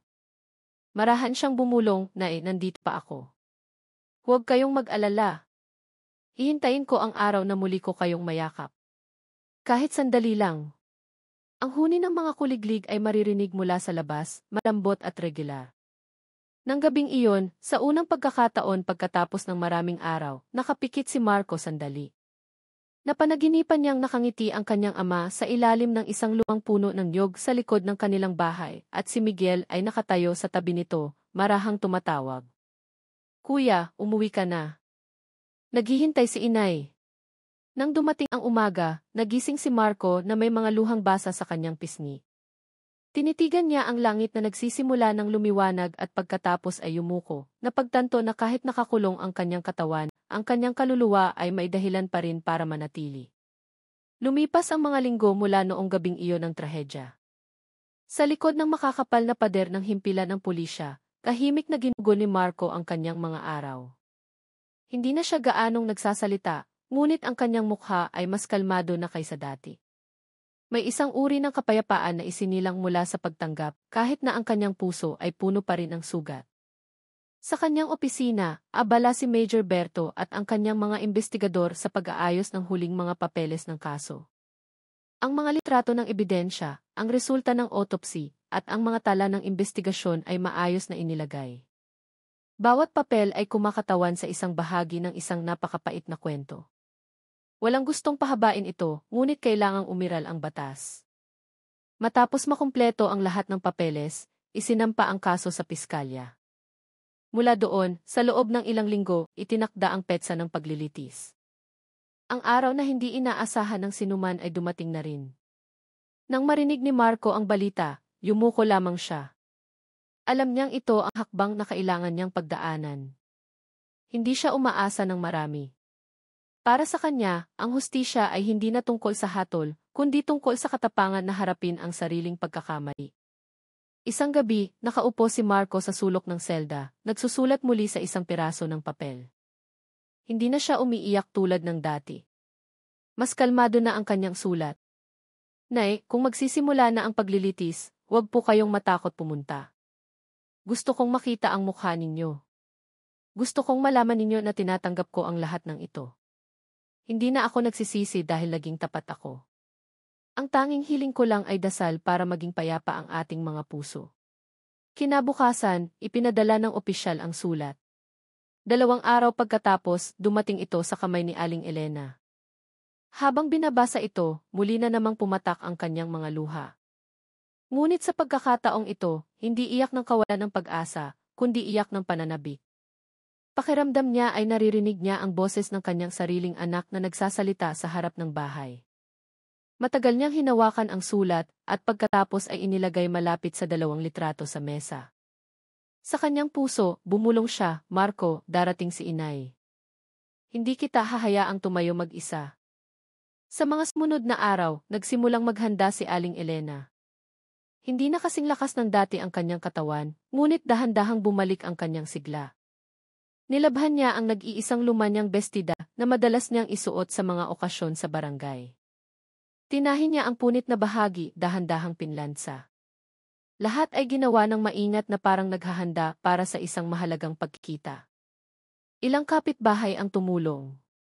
Naghanda si Mang Carding ng sasakyan patungo sa lungsod. Samantala, ang kanyang kaibigang si Aling Nena ay naghanda ng baon na kanin at tubig. Alam ng lahat sa barangay na ang paglalakbay na iyon ay hindi lamang pagdalo sa isang paglilitis, kundi isang pagdalaw ng isang ina sa isang anak na buhay pa, ngunit napaparusahan. Gabi bago ang pag-alis, nakaupo si Aling Elena sa harap ng litrato ng kanyang asawa at ni Miguel. Matagal niya silang tinitigan at pagkatapos ay nagdasal sa isang mahinang boses. Lito, Miguel, bukas, makikita ko si Marco. Pakiusap, bantayan ninyo ang aking mga hakbang para maging malakas. Huwag niyo akong hayaang umiyak sa harap niya. Gusto kong malaman niya na dumating si ina hindi para dagdagan ang kalungkutan, kundi para magbigay ng lakas. Sa selda ng gabing iyon, hindi rin natulog si Marco. Nakaupo siya malapit sa rehas, nakatingin sa bilog na buwan sa langit. Sa kanyang puso, nararamdaman niyang nagdarasal ang kanyang ina para sa kanya. Hindi niya alam kung bakit, ngunit ang hangin ay tila mainit. Ipinikit niya ang kanyang mga mata at binigkas ang parehong dasal. Panginoon, ingatan niyo po si inay. Huwag niyo po siyang hayaang mag-isa sa mundong ito. Dumating ang umaga na may malambot na liwanag. Sa barangay, suot ni Aling Elena ang lumanyang bestida at isang alampay sa kanyang balikat. Mabagal ngunit matatag ang kanyang mga hakbang. Sa kanyang kamay ay may maliit na bag na naglalaman ng sulat ni Marco at 2 litrato ng pamilya. Naghihintay na si Mang Carding sa harap ng bahay, kasama ang kanyang tricycle. Nang paanda rin ang makina, ang tunog nito ay bumasag sa katahimikan ng umaga sa Barangay Maligaya. Ilang kapitbahay ang kumaway mula sa harap ng kanilang mga bahay, nagdarasal na maging maayos ang paglalakbay. Sa kahabaan ng daan patungo sa lungsod, pinagmasdan ni Aling Elena ang luntiang mga palayan. Bawat pulgada ng lupang iyon ay nagdadala ng mga alaala ng kanyang mga anak. Naalala niya noong si Marco at Miguel ay maliliit pa, tumatakbo sa mga pilapil habang nagtatawanan. Marahang umihip ang hangin na parang bumubulong ng mga alaalang dating maganda. Pagdating sa lungsod, huminto sila sa harap ng gusali ng korte. Mataas at matibay ang gusali, kulay puti. Tinitigan ito ni Aling Elena na may kabog sa dibdib. Sa loob ng gusaling iyon, makikita niya ang kanyang anak sa unang pagkakataon pagkatapos ng trahedya. Huminga siya ng malalim, mahigpit na hinawakan ang sulat sa kanyang kamay. Sa kanyang puso, nangako siya na anuman ang magiging desisyon, mananatili siyang isang ina na nagpapatawad at nagmamahal ng walang kondisyon. Nang umagang iyon, ang langit sa lungsod ng Lucena ay tila kulay abo. Ang araw ay nahihiyang tumago sa makakapal na ulap. Sa bakuran ng korte, ilang tao na ang nakatayo, naghihintay na magsimula ang paglilitis. Dala ng mamasa-masang hangin ang amoy ng basang lupa mula sa maliit na hardin sa harap ng gusali. Tahimik na nakadapo ang mga ibon sa mga kable ng kuryente, na para bang nagmamasid sa araw na magiging saksi sa malungkot na kwento ng isang pamilya. Dahan-dahang huminto ang isang sasakyan ng kulungan sa bakuran. Binuksan ng dalawang opisyal ang pinto sa likod. Mula sa loob, bumaba si Marco ng marahan. Suot niya ang isang simpleng puting damit at abuhin na pantalon na ibinigay ng kulungan. Maikli na ang kanyang buhok, payat ang kanyang mukha, ngunit ang kanyang mga mata ay mukhang kalmado. Bawat hakbang patungo sa silid hukuman ay tila mabigat. Mahaba at malamig ang pasilyo ng gusali. Ang tunog ng mga yapak ay marahang umalingaw sa sahig na marmol. Sa bawat panig, nakatingin ang mga tao ng walang imik. Ang ilan ay alam ang kanyang kaso, ang iba ay mausisa lamang. Yumuko si Marco, ayaw tumingin sa sinuman. Sa kabilang bahagi ng silid, mas maagang dumating si Aling Elena. Nakaupo siya sa likurang bangko, suot ang lumanyang bestida at alampay na pareho sa isinuot niya noong libing ng kanyang asawa. Pagod ang kanyang mukha, ngunit may malambot na liwanag sa kanyang mga mata. Sa kanyang kandungan, hawak niya ang litrato ng pamilya na nagsisimula ng kumupas. Nang pumasok si Marco, biglang naging tahimik ang silid. Lumingon si Aling Elena, agad na nabasa ang kanyang mga mata. Sa harap niya ngayon ay nakatayo ang anak na dati niyang kinakarga ng may pagmamahal, na dati tumatakbo sa bakuran habang tumatawa. Ngayon, ang anak na iyon ay nakaupo sa silya ng akusado. Tumingin si Marco sa direksyon ng kanyang ina. Nagtama ang kanilang mga paningin sandali. Walang salitang lumabas, ngunit nagsalita na ang kanilang mga mata. Sa tingin na iyon, may 1,000 damdamin na naghalo-halo, pag-ibig, pagsisisi, pananabik at dasal. Pumasok ang hukom sa silid, marahang pinukpok ang malyete bilang senyales na magsisimula na ang paglilitis. Lahat ay tumayo. Matapos umupo ang hukom, naging napakatahimik. Tanging ang tunog ng isang lumang bentilador ang umiikot sa kisam. Nagsimulang basahin ng piskal ang kronolohiya ng pangyayari. Bawat pangungusap ay parang isang kutsilyo na nagbubukas ng lumang sugat. Nakikinig si Marco na nakayuko. Hindi niya itinanggi ang anuman. Paminsan-minsan, ipinipikit niya ang kanyang mga mata, pinipigilan ang hininga kapag nababanggit ang pangalan ni Miguel. Hindi na kayang pakinggan ni Aling Elena ang lahat. Ipinikit niya ang kanyang mga mata. Umagos ang kanyang mga luha ng walang tunog. Bawat salita mula sa piskal ay nagpapaalala sa kanya ng gabing puno ng iyak. Ang gabi kung kailan nawalan siya ng 2 anak ng sabay. Nang tawagin si Marco upang magsalita, dahan-dahan siyang tumayo. Mababa ngunit malinaw ang kanyang boses. Kagalang-galang na hukom, wala po akong mahabang depensa. Umamin na po ako mula pa sa simula.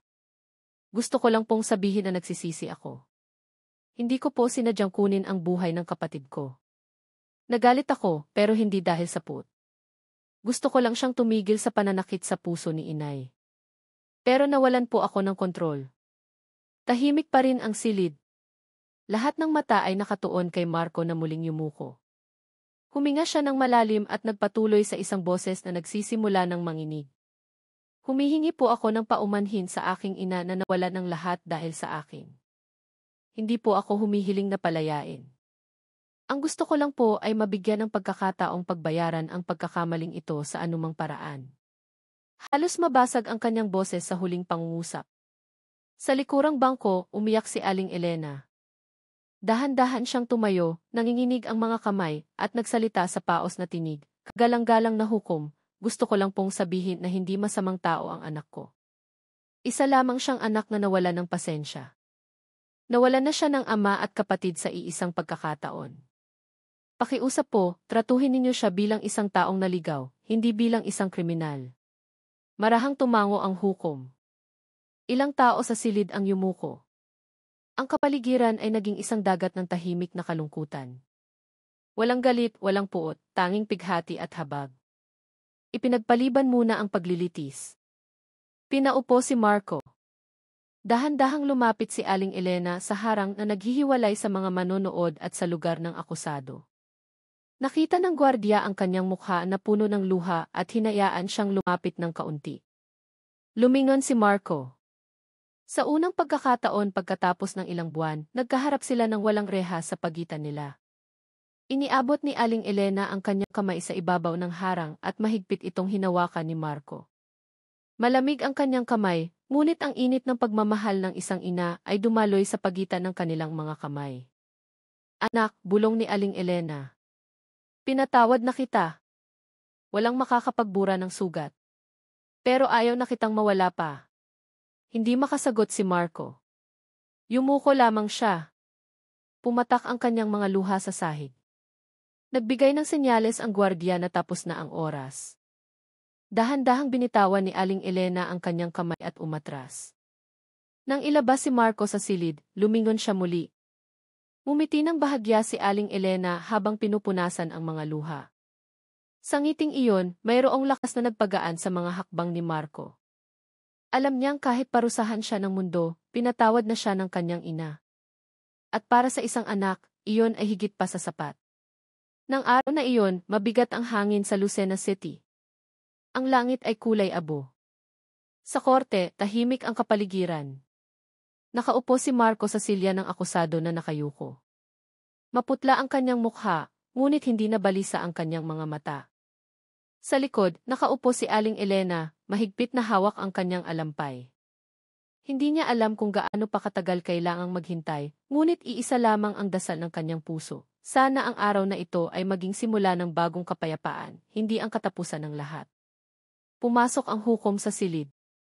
Lahat ay tumayo at muling umupo. Sa harap ng mesa ng hukom, nakasalansan na ang mga papeles ng kaso ni Marco. Tanda na ang mahabang paglalakbay ng investigasyon ay narating na ang dulo.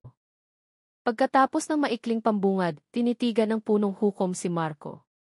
Kalmado ang kanyang mukha, malalim at matatag ang kanyang boses.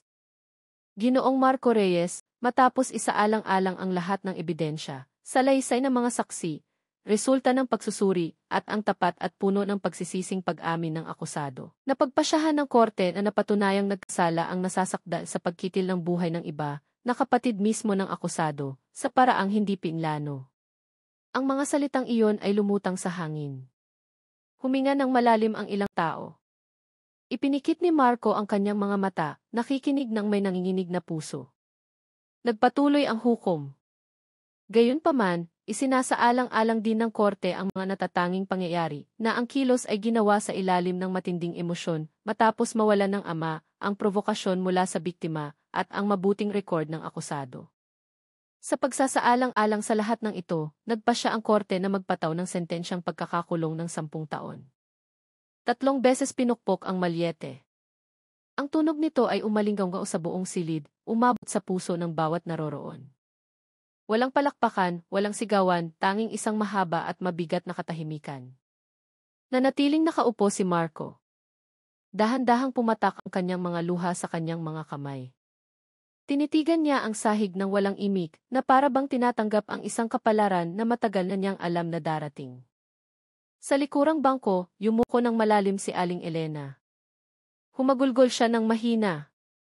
Tinitigan niya ang kanyang anak, nakikita ang mukha na pareho pa rin. Ang batang lalaki na dati niyang sinusubuan, na dati niyang tinuturo ang maglakad sa bakuran. Ngayon, ang anak na iyon ay kailangang pagdusahan ang isang pagkakamali na isinilang mula sa kalungkutan. Nagbigay ng senyales ang opisyal na tapos na ang oras. Dahan-dahang tumayo si Marco, tumingin sa direksyon ng kanyang ina. Gusto niyang lumapit, ngunit nililimitahan ng mga posas ang kanyang mga hakbang. Ngunit muling nagtama ang kanilang mga mata, at sa pagkakataong ito, wala nang luha sa kanilang mga tingin, tanging isang malambot na katatagan. Tumayo si Aling Elena, nanginginig ang kanyang boses nang magsalita. Anak, pagdaanan mo ng may pasensya.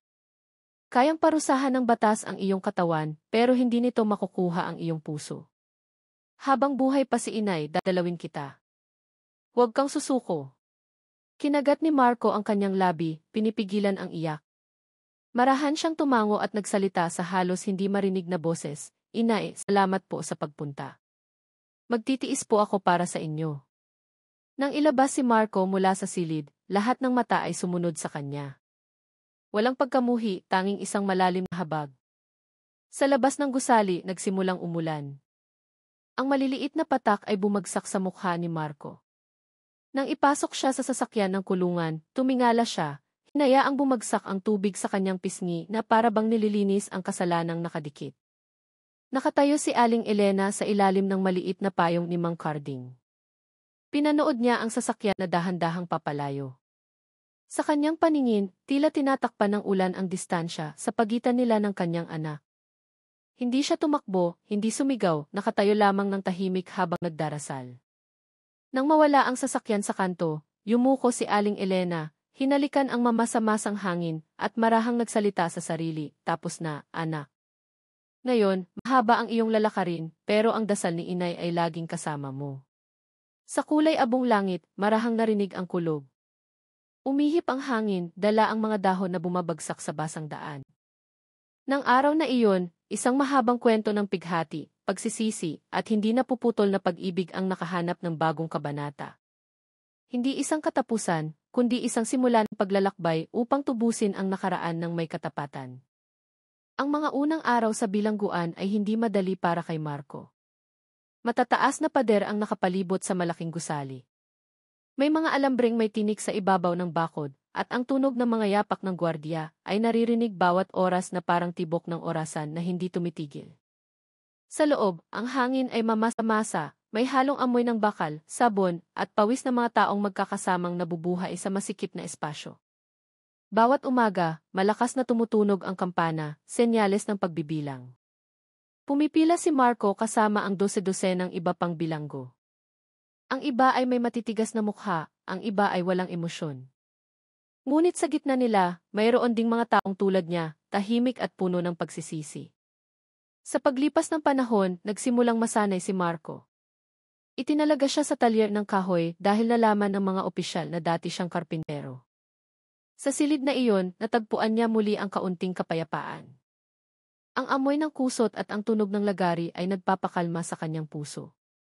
Gumawa siya ng mga upuan, aparador, at kahit mga frame ng litrato para sa mga programa ng bilangguan.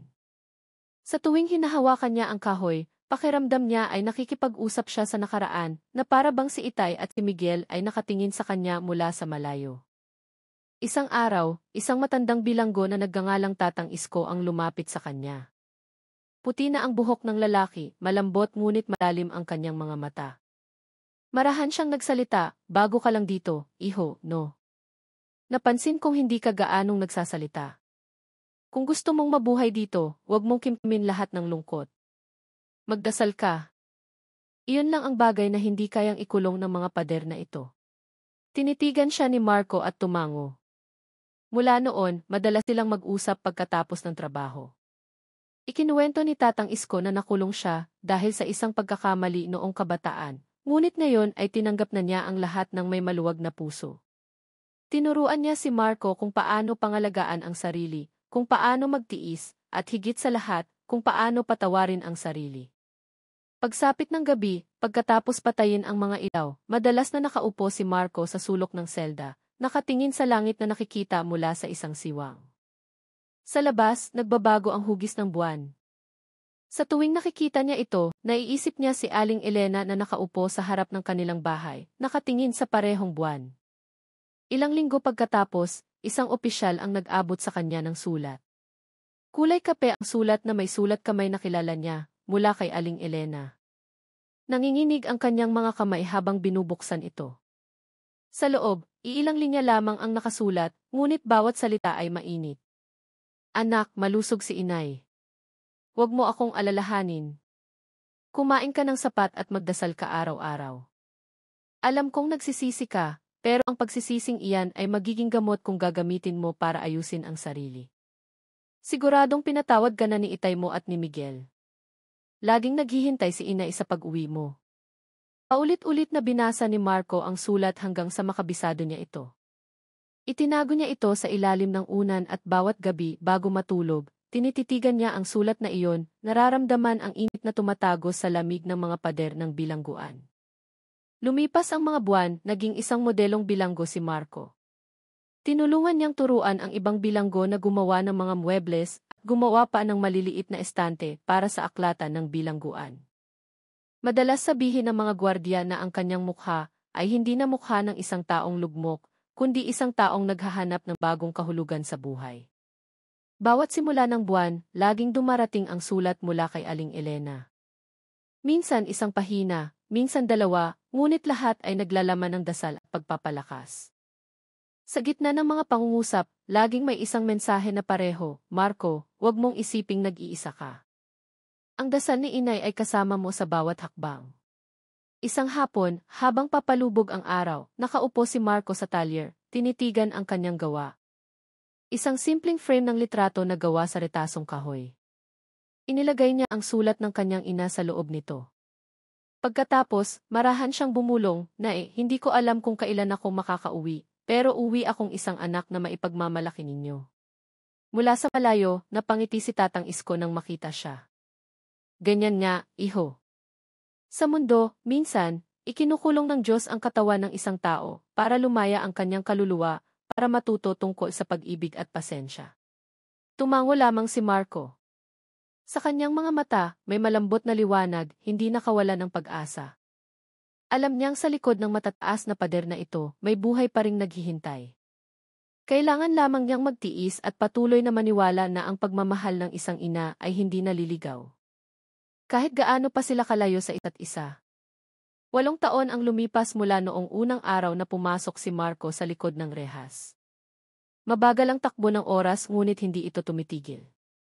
May mga puti na sa gilid ng kanyang buhok, mas lalong nagkaedad ang kanyang mukha, at ang kanyang mga mata ay nagpapakita ng isang katahimikan na tanging isang taong natuto mula sa pagsisisi lamang ang mayroon. Sa bilangguan, naging permanenteng manggagawa si Marco sa talyer. Tinuruan niya ang maraming batang bilanggo kung paano mag-ukit at bumuo ng kahoy ng may pasensya. Bawat natatapos na ukit ay itinuturing niyang isang dasal. Bawat piraso ng kahoy na nahuhulog sa sahig ay parang mga natitirang pagkakamali na dahan-dahang nabubura ng panahon. Buwan-buwan, dumarating pa rin ang sulat mula kay Aling Elena. Ang sulat kamay nito ay mas nanginginig na, ngunit ang mga salita ay puno pa rin ang pagmamahal. Anak, mabilis ang takbo ng panahon. Tumanda na si inay pero tuwing umaga, nagsisindi pa rin ako ng kandila sa harap ng litrato ni itay mo at ni Miguel. Alam kong malakas ka. Isang araw, uuwi ka rin. Naniniwala ako. Binasa ni Marco ang sulat na may namumuong luha sa mata. Alam niyang hindi siya hinihintay ng panahon, ngunit kalmado ang kanyang puso. Nakipagkasundo na siya sa nakaraan. Sa simula ng 8 taon, tinawag siya ng warden sa opisina. Doon, ilang opisyal ang pumipirma sa mga papeles. Pagkatapos ng ilang minuto, tinitigan ng warden si Marco na may maliit na ngiti. Opisyal ka nang nabigyan ng parol, Marco. Simula ngayon, malaya ka na. Ang mga salitang iyon ay tila umalingaw sa kanyang buong katawan. Malaya. Tumingin siya sa labas ng bintana, nakita ang maliwanag na asul na langit. Sa unang pagkakataon pagkatapos ng maraming taon, huminga siya ng hangin na walang hangganan. Nang bumukas ang tarangkahan ng bilangguan, dahan-dahang lumabas si Marco. Mainit ang sikat ng araw sa kanyang balat. Sa di kalayuan, nakita niya ang isang matandang babae na nakatayo, maihawak na tungkod. Puti na ang buo niyang buhok. Ngunit ang kanyang ngiti ay pareho pa rin. Si Aling Elena. Tumakbo si Marco, nanginginig ang kanyang mga hakbang. At nang ilang metro na lamang ang layo nila, huminto siya sandali, tinitigan ang mukha na sa panaginip lamang niya nakikita. Ibinuka ni Aling Elena ang kanyang mga braso at nang walang salita, mahigpit silang nagyakapan. Sabay na bumuhos ang kanilang mga luha. Walang salita ng paumanhin, walang paliwanag, tanging isang mahabang yakap na naghatid ng lahat ng dasal at pananabik na naipon sa loob ng maraming taon. Marahang bumulong si Aling Elena sa kanyang tainga. Tama na, anak. Nakaraan na ang lahat. Umuwi ka na at sapat na iyon para sa akin. Ipinikit ni Marco ang kanyang mga mata, naramdaman ang init ng marupok na katawan ng kanyang ina. Hinalikan niya ang kamay ng babae at umiyak na parang bata. Sa unang pagkakataon, ang bigat na dumadagan sa kanyang puso ay tuluyang gumuho. Ilang araw pagkatapos, bumalik sila sa kanilang bahay sa Barangay Maligaya. Pareho pa rin ang bahay, kahit na may mga tulo na sa bubong at nagsisimula ng masira ang mga dingding. Sa loob, nakatayo pa rin ang maliit na mesa kung saan naroon ang mga litrato ni Itay at ni Miguel. Nagsindi si Marco ng kandila, lumuhod sa harap ng mesa. Tay, Miguel, umuwi na po ako. Wala na akong dalang galit. Tanging pagsisisi at dasal na lamang para maging payapa kayo dyan. Nakatayo si Aling Elena sa kanyang likuran, tinitigan ang anak na may basang mga mata. Alam niyang ang anak na nakaluhod sa kanyang harapan ay hindi na ang dating Marco. Lumaki na siyang isang lalaki na naunawaan ang kahulugan ng pagkawala at pagpapatawad. Ang mga sumunod na araw ay ginugol nila ng simple. Inayos ni Marco ang bahay ng paunti-unti, nagtanim ng gulay sa bakuran, at tumulong sa mga kapitbahay na gumawa ng mga muebles. Nagsimulang magliwanag ang kanyang mukha, at dahan-dahang bumalik ang kanyang ngiti. Madalas na pumunta ang mga bata sa barangay sa kanilang bahay para matutong mag-ukit ng kahoy. Hindi gaanong nagsasalita si Marco, ngunit sa tuwing ipinapakita niya kung paano hawakan ng tama ang pait, lagi niyang sinasabi ng malambing, huwag ninyong hayaang galit ang mag-utos sa inyong mga kamay. Masisira ang kahoy kung magmamadali kayo. Ganoon din ang buhay. Iginagalang siya ng mga taga-barangay, ngunit walang nangahas na ungkatin ang kanyang nakaraan. Alam nilang sapat na ang lalim ng sugat at ang kailangan na lamang ay kapayapaan. Isang hapon, nakaupo si Marco sa beranda kasama si Aling Elena. Dala ng hangin ang amoy ng bagong aning palay. Naging kulay kahel ang langit at narinig ang tawag sa pagdarasal mula sa malayo. Marahang hinawakan ni Aling Elena ang kamay ng kanyang anak. Anak, hindi laging nagbibigay ng pangalawang pagkakataon ang buhay, pero binigyan ka ng Diyos ng panahon para ayusin ang nasira. Gamitin mo ang panahong iyon ng mabuti. Tumango si Marco. Ang kanyang mga mata ay nakatanaw sa malayo. Napagtanto niya na ang bilangguan ay hindi lamang gawa sa pader, kundi pati na rin sa puso ng tao. At sa araw na iyon, tunay na siyang malaya. Dumating ang gabi. Muling naging tahimik ang maliit na bahay. Ang dalawang litrato sa mesa ay nakatayo pa rin, ngayon ay hindi na napapalibutan ng kalungkutan, kundi ng kapayapaan. Matagal niya itong tinitigan at pagkatapos ay pinatay ang ilaw. Sa labas, marahang umihip ang hangin, dala ang huni ng mga kuliglig at amoy ng basang lupa. Ang buwan ay bilog na bilog sa langit. Tulog na si Aling Elena, payapa ang kanyang mukha. Nakaupo si Marco sa beranda, nakatingin sa langit na may maliit na ngiti. Alam niya, kahit hindi perpekto ang kanyang buhay, natagpuan na niya ang tunay na kahulugan ng salitang ipag-uwi. Hindi lamang pagbabalik sa tahanan, kundi pagbabalik sa isang pusong matagal nang naghihintay. At para sa mga nakarinig ng kwentong ito, naway maging paalala ito na ang galit ay kayang manunog, ngunit ang pasensya ay kayang magligtas, na ang pamilya ay hindi lugar para sa paninisi, kundi lugar para sa pagpapatawad. Dahil minsan, ang isang segundo ng pasensya ay kayang iligtas ang habang buhay na pagsisisi.